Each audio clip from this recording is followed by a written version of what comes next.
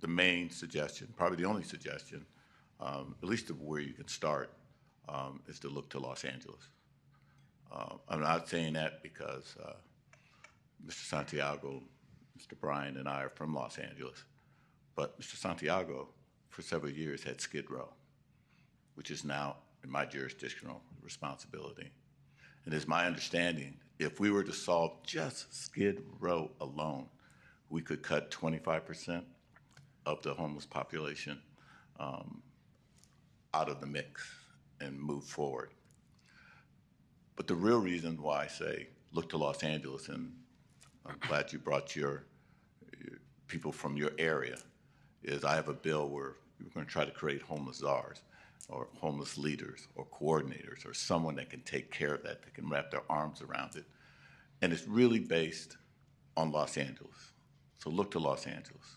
Look what Mayor Karen Bass is doing and what she's done so far and how she's not only got people off the street, but she's not criminalizing them, she's humanizing them so that they can get the wraparound services and get to shelter so that we can then bring them in and back into society.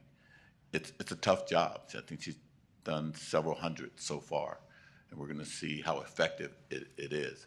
But it is having one person who has the guts and the bravery to say, I'm going to, take the bull by the horn and I'm going to tackle this. And that's what's going on in Los Angeles. So when you were asking about what kind of solutions we should be looking at, I'm saying look at Los Angeles. Again, I'm not saying it because I'm from there. It's just I'm saying it because I can see it.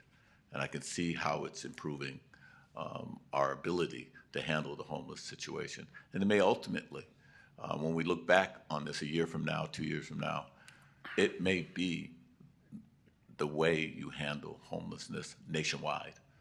And so I would suggest, especially if this were to not make it, that you actually look at what some successful programs that people have done.